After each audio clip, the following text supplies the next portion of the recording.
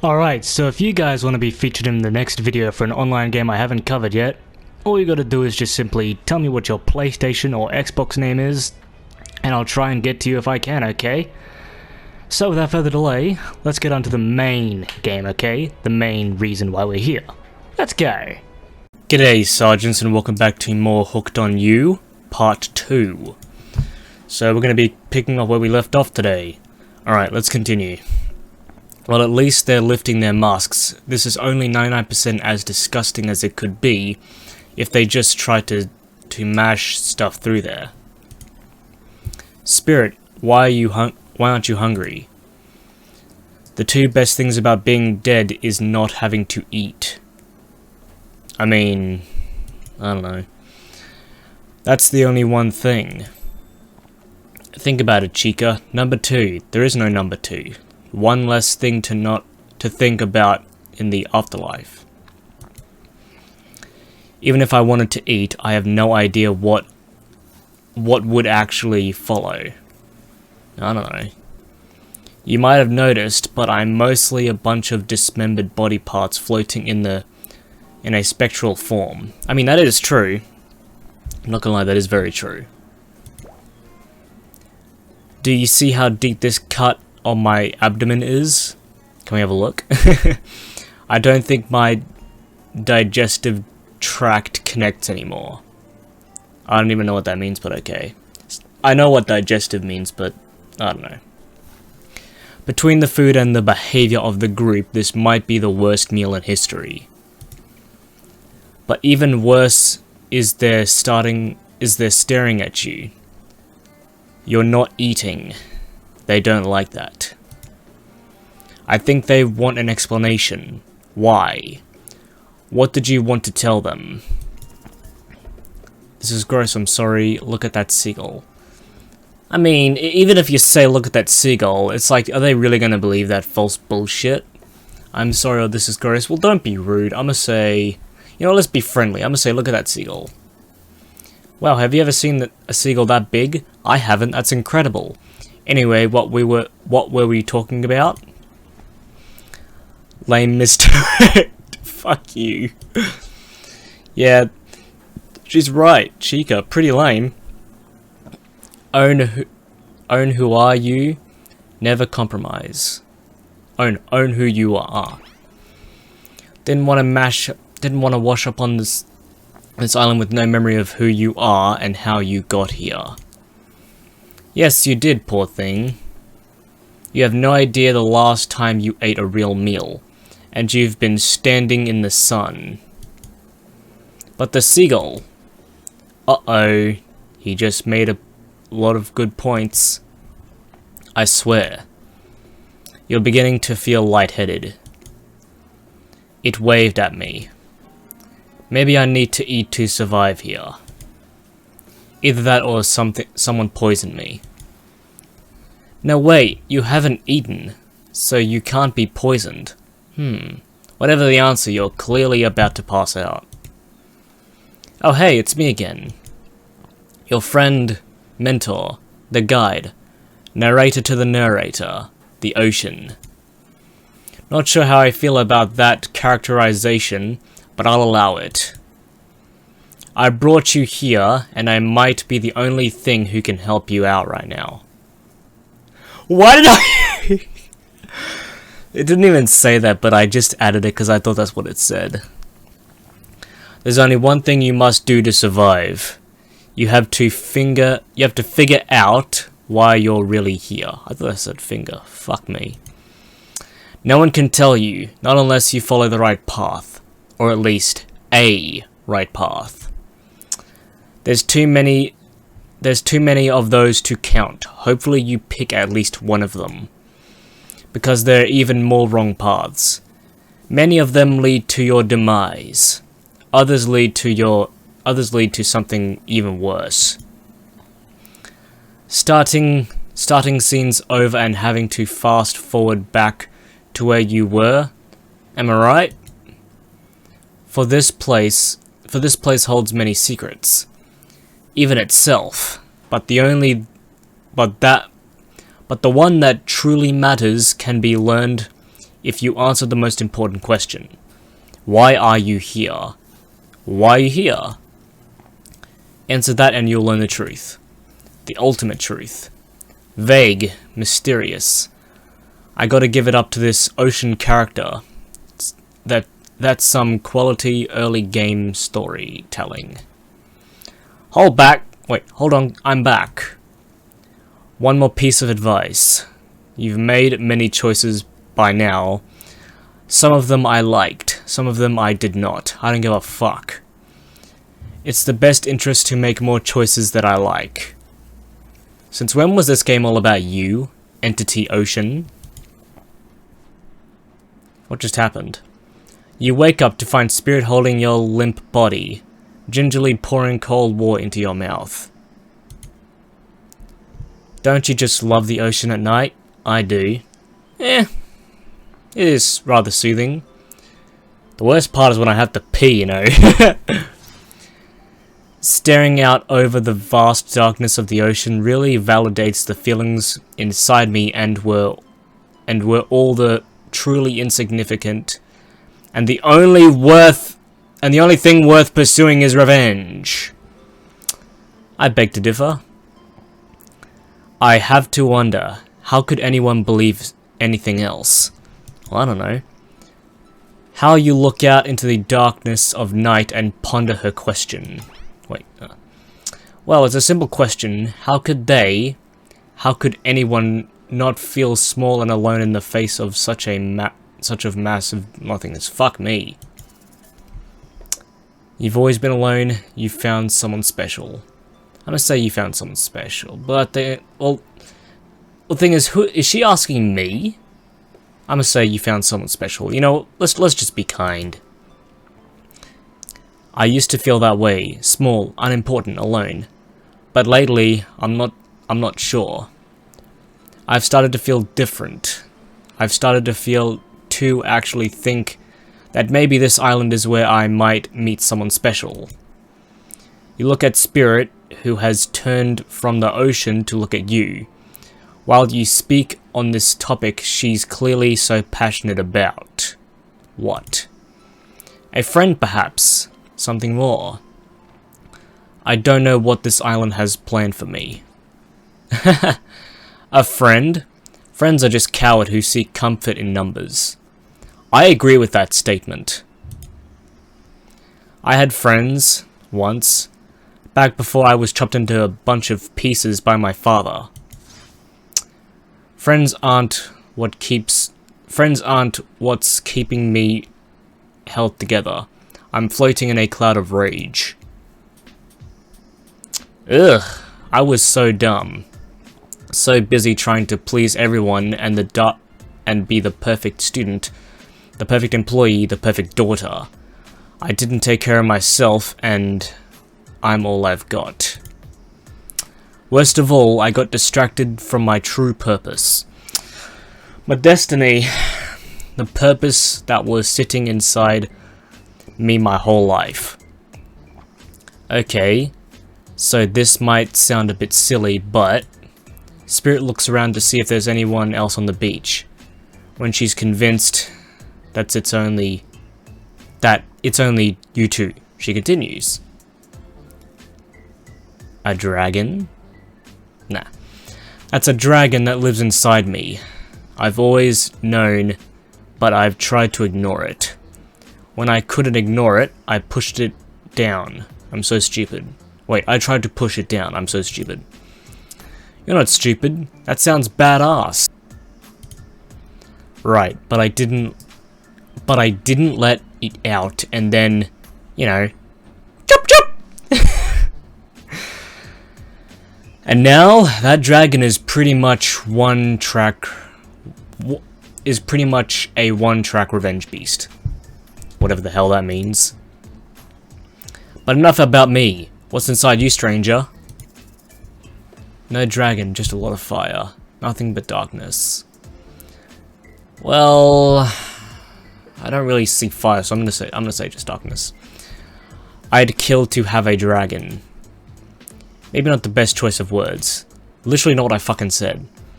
I mean, a dragon sounds awesome. Honestly though, I don't feel like I've got anything inside me at all. Just darkness. Never-ending darkness.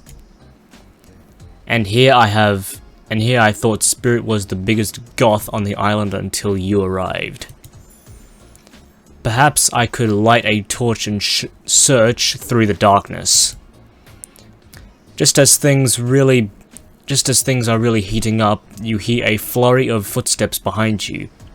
You quickly spin around, ready to fend off whatever new danger has popped up on the strange island. You only find that it's Dwight and Claudette sprinting across the beach, clipboards in hand, which they're waving in the air above their heads. It's very important that we stick to the fuck me, and attend each event as scheduled. Playing sick for cute flirt points was not part of this evening's activities. That's strictly slotted in for after campfire story time. At this rate, you'll be late. Playing sick? No, I was. No time for excuses. Well, there is, but that's scheduled for after what comes after the flirting. Go, go, go, go!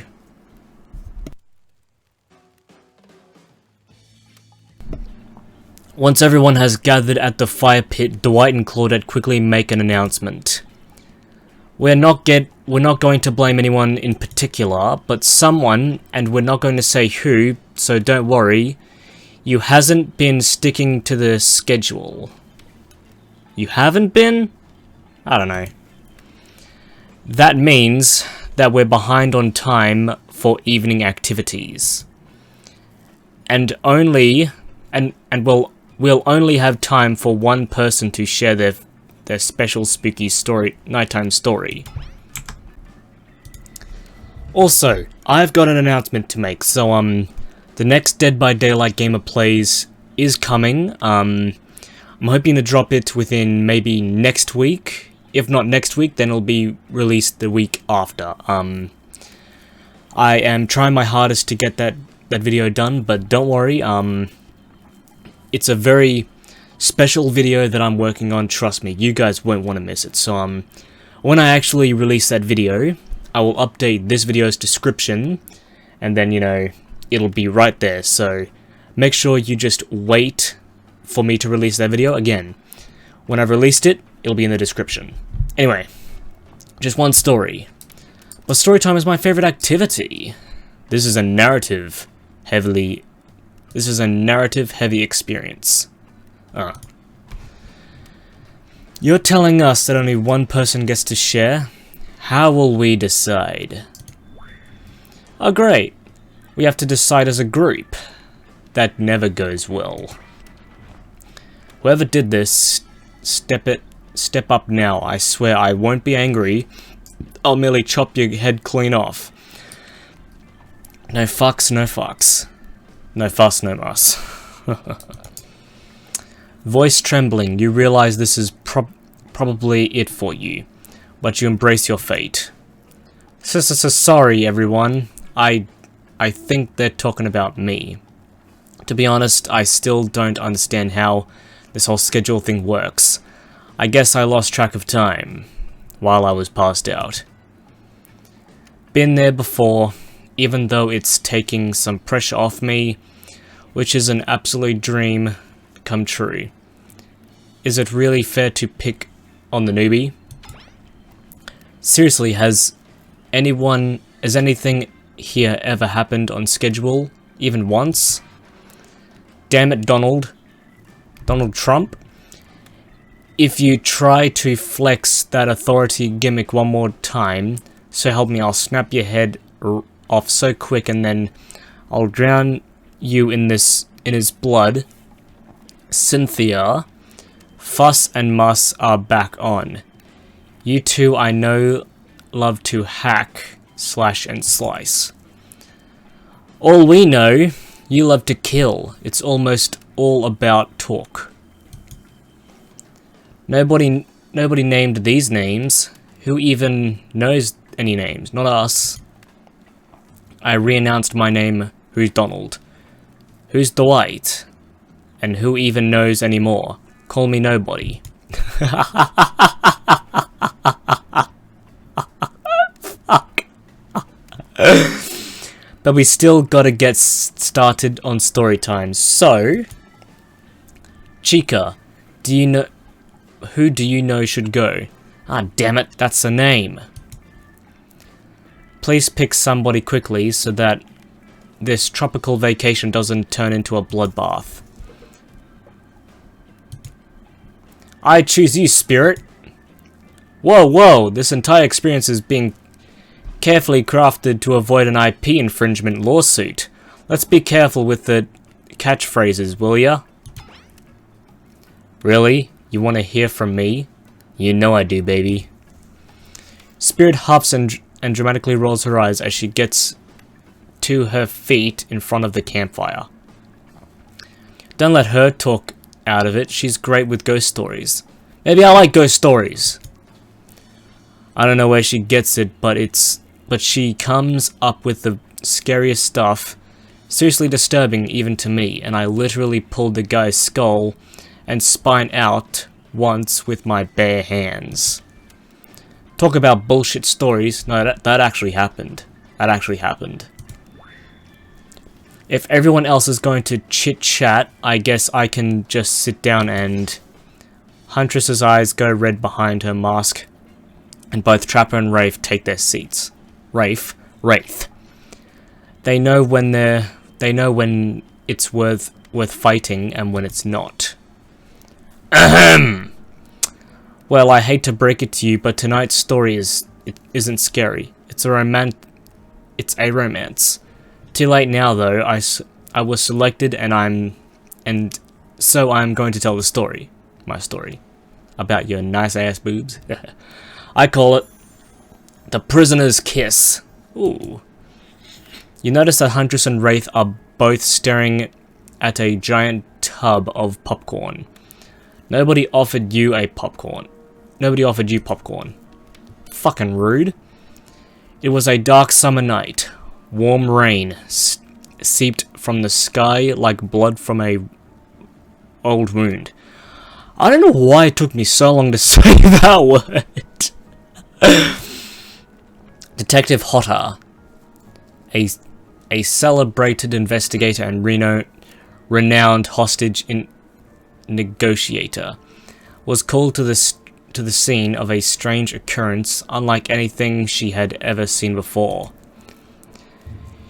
When she arrived, the scene was chaotic, Mortal Kombat chaotic.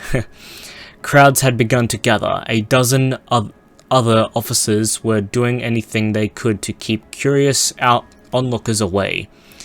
But how could anyone resist wanting to know more? True. Well, what's happening? What's with the background here? It reminds me of Moana. For there, in the middle of a busy market, had appeared a giant box. Strange. Alien in its appearance. Massive in size. That's a game I actually yet to play. Alien Isolation. Should probably play that soon, actually. No one knew how I got there. It was delivered, built on site. In such a busy area, who could do something like this? How could something like this just appear? A mystery. It was as if conjured by magic. But this was no illusion. A huge box was very real, and someone was trapped inside. Wait. The box? Is this what I'm thinking it is? Spirit pauses. Sorry, that. Oh, I don't know why that happens. Spirit pauses her story to look from face to face of each audience member. She has no expression, but you feel her vibrating with energy. She's in her element. Help me, cried someone inside the box. It was a man, terrified, trapped, imprisoned. His voice trembling. But by now, it was if every detective in the city was there, looking this strange structure up and down, inspecting it from on every side. It doesn't make sense. There were no doors, no windows, no fasteners, no seams. It was completely solid, and much too heavy to move by hand. Solid, that is, except for a single small slit, just enough to see the bloodshot eyes of the prisoner trapped inside. I don't know what happened. I woke up and here I was. I'm so scared. Please help me, cried the man as if pleading for his life. No stranger to tense situations, Detective Hodder comforted the man. She used her training to calm him and buy time for the other investigators. However, time did not bring clarity and only anxiety. As the night dragged on with no progression opening the box, and as the night grew longer, the seeping rain puddling on the ground, the man inside grew more desperate, more sad and lonely, more pathetic and in need of help. But Detective Hodder was in no help at all, powerless to save him. Guilt began to weigh on her, like it never had before. Don't let me die in here, the man begged. Don't let me die alone. Stay calm, instructed Detective Hodder. You're not alone. I'm here.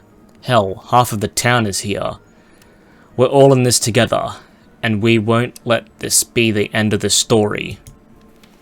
Looking through the narrowest of passageways, Detective Hodder watched her own reflection in the tear-filled eyes of the strange, sad prisoner.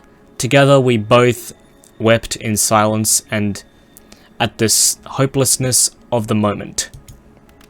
Promise, asked the man. Promise that I'm not alone. Yes, she promised. I do. A simple pledge. She felt an instant connection like she never felt before.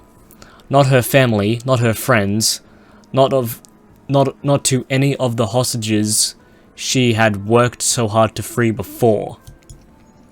And so, when the man's eyes closed and backed away, it didn't scare Detective Hodder, for she knew he would return, and he did, pressing his lips to the narrow slit of this horrible puzzle box, repeating the question again, steam flowing from his mouth as he asked. I'm so confused as to what the fuck is going on. I'll have to review this whole shit again.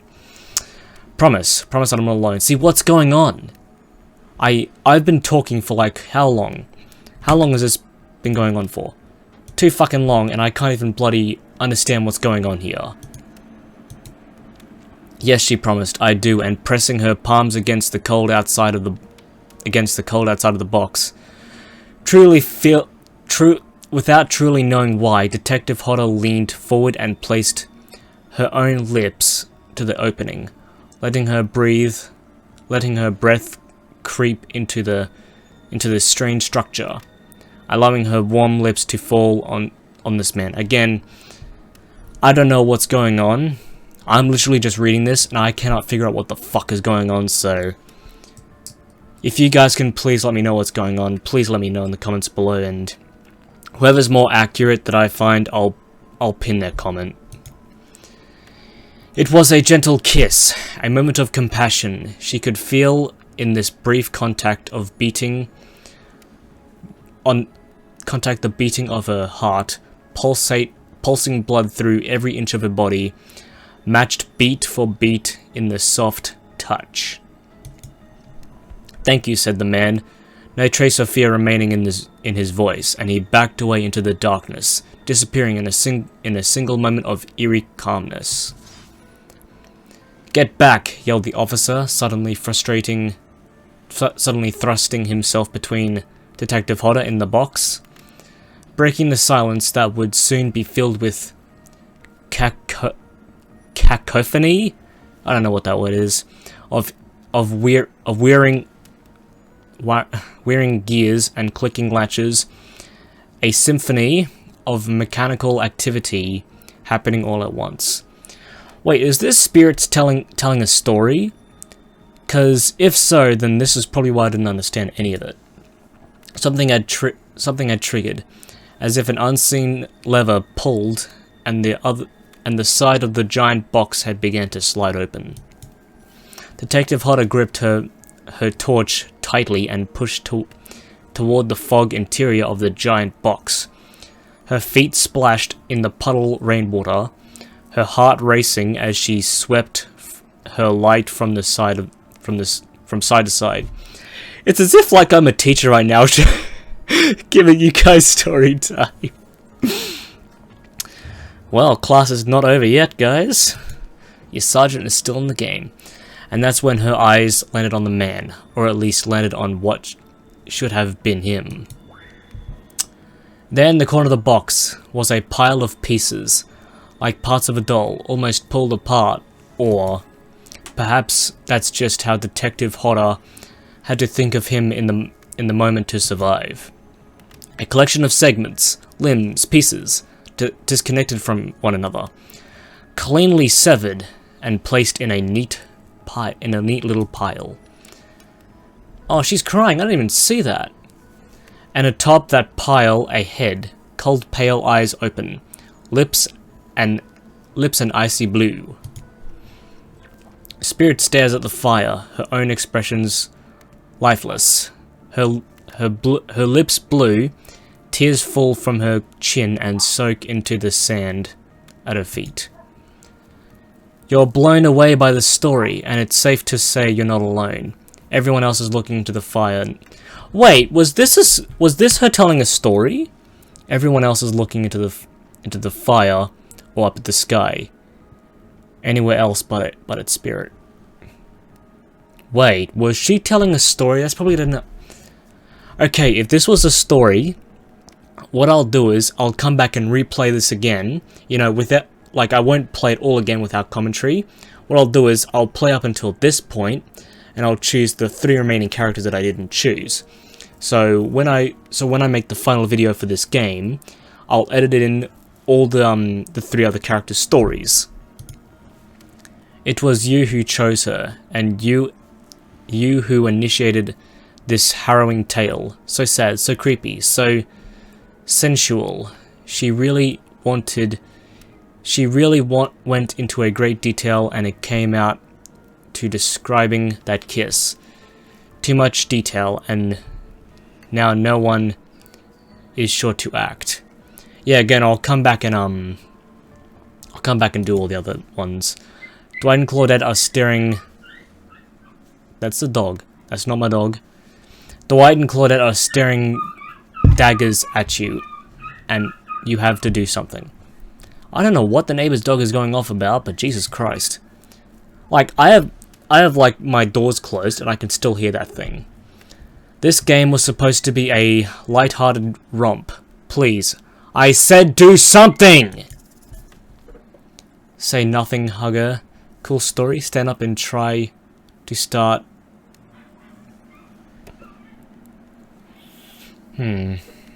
Let's give her a hug. You stand and without saying anything approach Spirit, reaching your arms around her for a hug. Her robe hovering in the air begins to wrap itself around you and squeeze you into her. It's kind of like being hugged back, but also like being tied up. It's certainly not what I expected.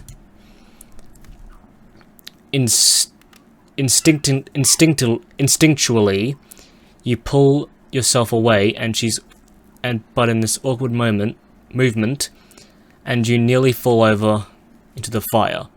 Spirit says nothing, and floating away without so much as a goodbye, you meanwhile realize everyone had just watched this truly strange interaction from the corners of their eyes.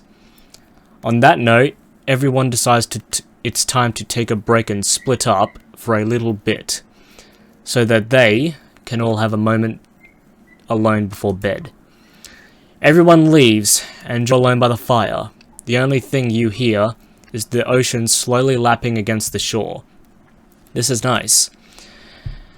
A true moment of peace and tranquility that lasts for all of 7 seconds because Trickster shows up. And he's blaring his latest song. Hey baby, you look lonely. Mind if I join you? Don't call me baby again, you fucking cocksucker. He doesn't wait for an answer. Oh my goodness. I know you've been hearing from these guppies all day, but I want to hear you say something from a big fish like me. Something special those in charge of this island don't want to hear. I am the ultimate catch on the island, the only lobster in the ocean of sardines. No one can give you what I can. You just have to find me. Come and find me, baby. Trickster leaves. You're a bit confused about what to make of his cryptic clues. But you aren't going to get any time to yourself to think about them just yet. Spirit approaches you. I was watching you while I told my story. I could tell it was having an effect on you. This fog that follows me around, I could feel you breathing heavily, taking me in. You and I are both absolutely flabbergasted at that piece of information. Legit, you learn something new every day, even when you're a narrator. You're doing it again right now. You need to calm down. You should come to the hot tub with me. Fuck yes. Dripping into the hot tubs with the spirit. You've come a long way in a single day. I'm not saying you shouldn't follow her, like an offer like that. But just don't forget our little talk. I don't understand what the ocean means. You and your storyteller friend slip into the water. It's just the right temperature for an evening dip. Plus, if some jealous sharks come along and manages to jump from the ocean into the pool, you're also pretty sure your killer companion could handle it. I just want to be totally clear, even though that story bore some similarities in my life, it was not about me in any way, shape or form. Not symbolically, not metaphorically, not even other oracly. I believe you completely. I'm sure you were cut into pieces in your life and so was the person in your story. A perfectly normal coincidence. Sure, but on this island trapped, you might say, in a most puzzling place. Also, a completely regular coincidence. Hang on. I'm sure his lips were blue. Your lips were blue. Yeah. Really? You call this blue? Searching for answers, finding to revenge. Okay, so the similarity stopped there, I guess. Coincidences? Sorry, they're coincidences. Get this through your head, whoever you are. Samurai blood runs through my veins. Or well, maybe it has coagulated by now. Fuck, what does that word mean? No need to sweat the details. Regardless, I'm a descendant of noble warriors. I'm a descendant of noble warriors. Thousands of years of training with bladed weapons preceded my entrance into this world. Do you know how many swords that is? A lot. You've got to figure that with that many sharp edges, a person is bound to get disconnected from a body part here to here and here. The truth is, I wouldn't typically share this, so don't go blabbing about it. I dreamt that story like watching a movie in my sleep. When I was a little girl, years before my father sunk his blade into my skin, I've never been able to shake it. Well then stop talking about it. That's a very adult story for a child to dream. Do you believe me? Well, now I don't know what to say. If I say yes, is she gonna kill me, or is that... What's the worst that could happen? You know, we just met, but yes, I do believe you. The way you told the story, it clearly came from someplace deep. Fool.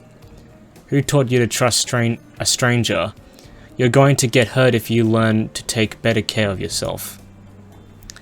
Yep, and we've just lost our love relationship with Spirit. Way to go. Now you've just got me wondering, do I believe you if I believe her or not? And if I know everything, because trust me, I do know everything, don't I already know the answer to my own questions about if I believe your answer to Spirit's question? Whoa.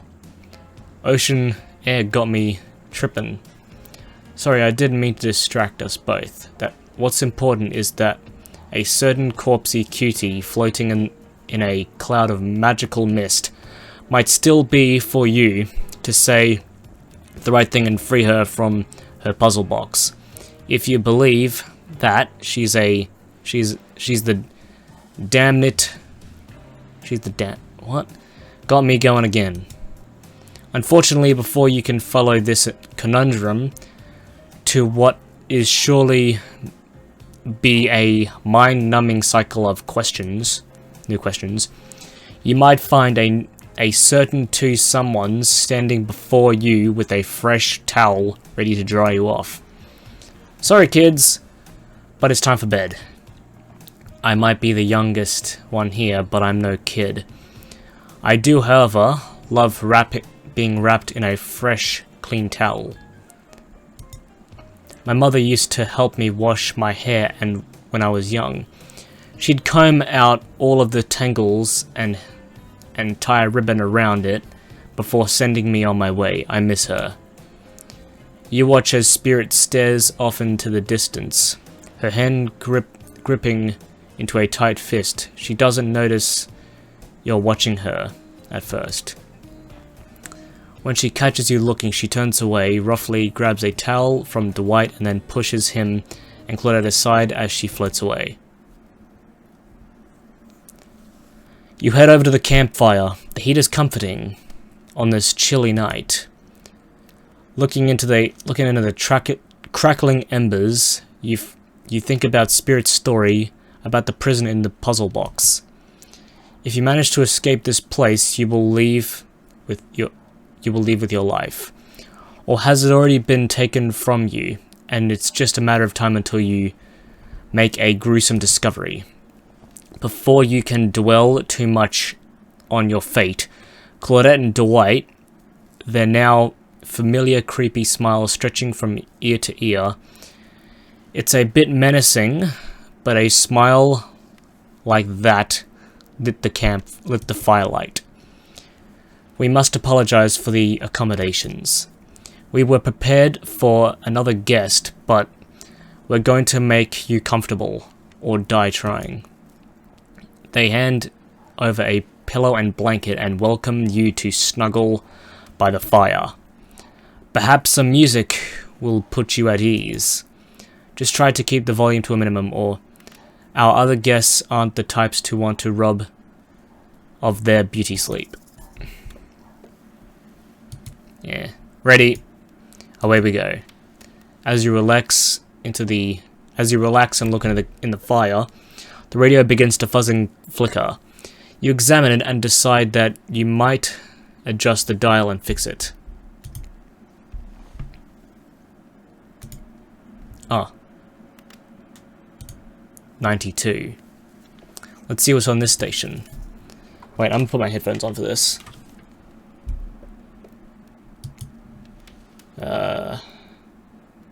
Maybe 100? Bastard! Let's see what's on this station. Let's try 98.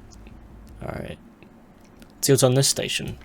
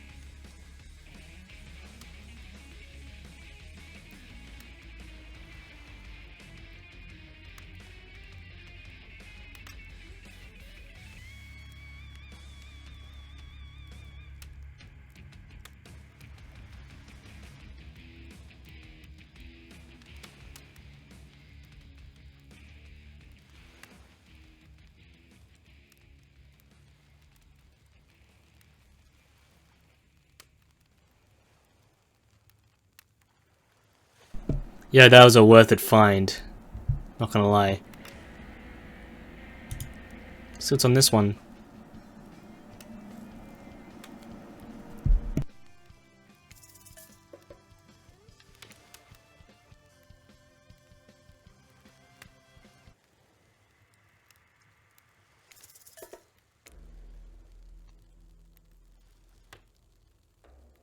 All right, let's talk about our community.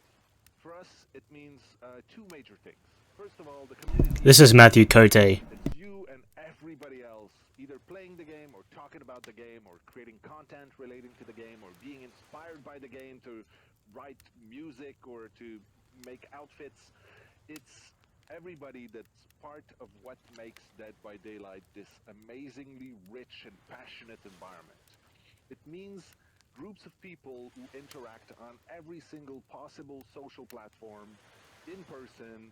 It means people who play together. It's even the people who play by themselves and never talk to anybody. Uh, so it's important for us to be able to break it down and figure out exactly who is part of the community and how do we listen to them? How do we get close enough that we can actually hear what makes them happy, what makes them excited, what worries them, all of this. We need to know about that. So the other part of community for us is the community team. It's our team that we built. Obviously, this was a very small thing. 4 years ago, it was pretty much just Dave and Ash and I talking to you live and trying to sift through every single forums, which we couldn't do, to today where we have a team of, I think, over than 50 people internally, some people sitting at their desks in the office, some people sitting at their desks all around the world in different countries to represent the different, pools of people around the world. And then we have, people who are halftime and people who are doing this out of the goodness of their heart. We have people that are part of the mods team, the community management team. It's a big, big, big machine because for you, community might mean you and your friends and the people you play with and, the forums you visit, whether it's Reddit or Nico Nico or whatever. But it's maybe 100, maybe 1,000 people that you feel are part of that Dead by Daylight community. You should probably know that there's probably hundreds and thousands of these pools of people around the world, and each and every one of these has their culture and their desires and their worries, and all of this is is something that we need to have an understanding of. And that's what our community team internally is tasked with doing. It is a daunting and quite intimidating task, but they've been doing an amazing job at it. And we're going to talk about exactly who these people are and how they do their job. Gabrielle Murphy is going to take us through that. We're also going to have Gab Malvar talk to us about the Fog Whisperers program, which is a super interesting bunch of people that are helping, bring the good word of Dead by Daylight to the masses as possible. And then we're going to take a little moment to talk about all the community events and activities that we have in store for the celebrations and for this year. So here we go. All right, let's talk about our community. For us, it means two major things. First of all, the community is you out there. It's you and everybody else, either All playing right. the game or talking about the game or creating content relating to the game or being inspired by the game.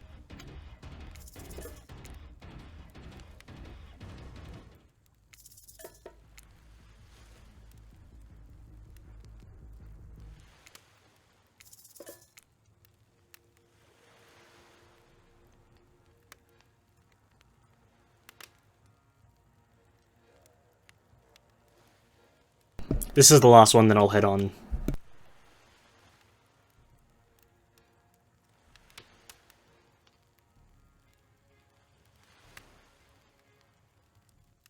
Now join me on a stroll down memory lane. Behavior's been making games for about 30 years, mostly for other people, licenses and other publishers and developers. But all of us on the team, we have our own stories we want to tell. And one of those stories that we've been wanting to tell for a long time is the story of this fantasy, being a villain in a horror movie. Uh, Way back when, a decade or so ago, people were telling us horror doesn't sell. I mean, unless you're like the big ones, like Silent Hill or Resident Evil, but really, don't even try. So we tried. We didn't give up. We released one as a comedic twist on this called Naughty Bear. If you don't know Naughty Bear, go check it out. It's magical. A little later on, though, we had one of our designers come up with a little prototype, a very simple hide-and-seek thing with someone trying to hide and do a thing, and someone else trying to catch them and finish the game. And it was so good. It was pure thumb candy. And we figured that by slapping on that skin of the 70s, 80s horror slasher flick, we were onto something remarkable. So we put the old band back together. We went and get Ash and Dave and Phil, and we put a team of about 30 talented, special people on it. And in June of 2016, Dead by Daylight came to be. One of the first key moments for us happened just a little before launch. So the first Halloween before launch, we showed it internally to the rest of the behavior people. I remember we put the killer on the big screen and we put the survivors in a different room and we had people play the game, and there was a lot of excitement and it was really cool. And then we put the survivor on the big screen and people went a little nuts, and we saw the crowd really gather and root for the little guy to survive. And we realized at that point that not only was Dead by Daylight going to be a great game, but it's going to make for an amazing show.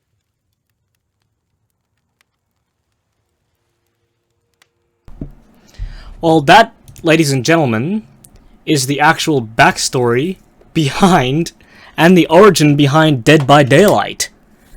It started out as a little, hide and seek game, and then boom, look what we got, fucking dating simulators. God almighty, turn it off. No matter how many things you listen to, you still can't sleep. You decide to ask one of the killers to spend a little more time with you until you are sleepier. You would like to summon to your side as you lay it by the fire. Spirit, are you around? I was wondering if you could get a little company. Spirit tells you Spirit tells you her secret before falling asleep when she's feeling restless. I like to listen to flute music. Dab on music, essential oils, and steam my pores. Really? What? Even the dead like to relax. I don't really have any of those things around. And we just received a comb. Spirit reaches out and presents you with a unique item. A small comb carved from bamboo. I guess I could hold on to this. It was a gift from my mother, and I will take it back. And I will want it back though. And if you lose it, well, you'll get your revenge on me. In bed. If that's the last thing I do. You finally start to feel sleepy, except maybe this isn't really a sleepy feeling. Maybe you're paralyzed. You try to keep your eyes open, but you can't. Darkness overtakes you. The deep voice from earlier speaks to you again. It shouldn't be as spooky by now, but you've had a whole day of strange voices in your head. But this one is still undeniably odd. The human body is made up of 60% water. That's true. Did you know that? Of course you did. Everyone knows that. Even amnesious video games protagonists. I don't even know if I butchered. I think I butchered that word. Well, guess what? Drink as much as you'd like. You'd never get 100%. Thing is, drinking too much water is actually dangerous. Believe me. You hear me? Don't think I didn't see what you're up to. You awake suddenly to someone looming over you. Trapper is sitting beside you, stretching a portrait. Jesus Christ. Oh, you're awake. I saw you with Spirit right before bedtime. You should know. Can you put that dick away? You should know what they seem. Not like me, who is obviously completely honest and trustworthy. I don't trust you at all, mate. I was checking out to make sure you weren't sleeping near one of my... Actually, never mind. Just be careful where you sit. But since I'm here, I'd like to share two things with you. One, I do not take rejections well. 2, the first thing is very important to remember. You were drawing me? Trapper doesn't answer. You weren't drawing sync lines radiating out from me, are you? Still nothing from Trapper. Look, I'm not an easy guy to get along with, but I'm an easy guy to spend time with. That will make sense if you choose to spend time with me tomorrow. The rest of the scum live like rats, but they wouldn't know how they wouldn't know a good time if it bit them on the arse. I mean that literally. Point is, if you select me in the day of luxury, extravagance and fun, yes, I said fun. And if I don't pick you, remember what I said earlier, or I might be the last thing you never forget. Keep it chill, man. But hey, you look tired. Get some rest. Maybe you might even sleep well if you can. Just don't try and roll over to the about 15 feet to your left. Finally alone for real this time. Maybe you drift off to sleep again. Hopefully you're not poisoned.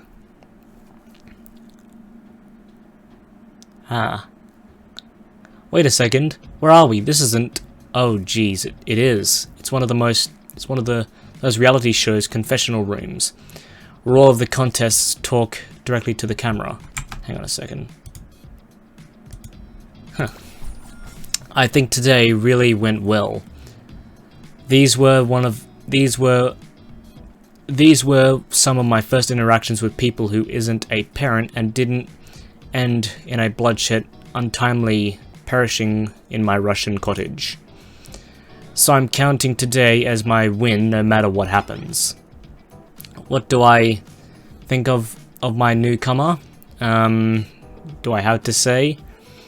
Oh, I do. Okay, attractive, mysterious. I really don't know what many words I don't really know many other words since I was raised by my mum in the woods until I was skewered by an elk and had to wash her entrails off my saffron. I don't know what that sarafan. I don't know what a sarafan is. That being said, the other three should make sure to be on their guard. I don't know who this newcomer will want to... I don't know who this spend time with tomorrow. But for one, will not let my guard down easily. Who knows about the others? Wraith, I think, knows more about knows more he's letting on about this place. But he's a hard nut to crack. Meanwhile, the spirit is just screaming all the time. Major buzzkill and... Trapper? Oof! Where do I begin with the Trapper? He's a buff. Sure, but daddy issues much? Sheesh. Look, I don't need anyone. I've been perfectly fine on my own since my mother died. I eat a fine diet of raw bear, deer, and human. And I'm fit as a fiddle. That being said, something about this newcomer makes me think that I might be missing out on a huge part of this thing called life. Look, I'm full of rage. The key of knowing how to control your rage is so you can use it. I'm a master of self-control. And right now, I'm using all the self-control I can muster because today was a disaster. Let's just say I didn't love it. That was funny. Laugh. I said laugh, damn it! Anyway, I'm planning to kill this idiot. Don't tell them that though. Wait, don't tell them though. I want to lead them on a little more. It will make it that much better for me when they're screaming. Today was fun. I don't want to get ahead of myself, or really invest in something that might hurt me, so I don't know. Maybe we'll just see how it goes. Or maybe they'll realize I'm not one of them. They seem pretty smart, so that's probably what'll happen. I gotta learn to go easy on myself. Who could love me if I can't love myself? I know that everyone thinks of me as beautiful, cold-blooded monster. I can't help it. Circulation just isn't my thing. I don't choose to be cold. This cute hat and robe, okay, those are a choice, sure. If someone were to come around and capture my heart, at least that beats being stabbed in it. Besides, if I'm gonna get bloody revenge on a society that has used me and thrown me away, maybe it wouldn't hurt to have a little help. And I just got an achievement called Still Alive. What is this, Portal? Alright guys, we're gonna end the video here, so let me just quickly save.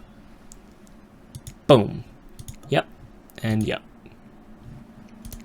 Alright, so I hope you guys have enjoyed this video, and I'll see you guys in the next video. Sergeant out.